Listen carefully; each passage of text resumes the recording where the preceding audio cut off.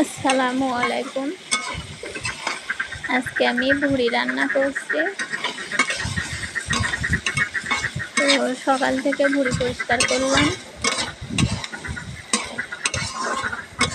ভুড়ি পরিষ্কার করে সেগুলো আবার গরম পানি দিয়ে ধুয়ে তো লবণ, হলুদ এবং একটু তেল দিয়ে জ্বালাই নিচ্ছি। নিয়ে সেগুলো আবার ছোট ছোট করে কেটে এবার মশলা, পেঁয়াজ, রসুন বসে যেসব মশলাগুলো লাগে সব দিয়ে ভুড়ি রান্না করলাম।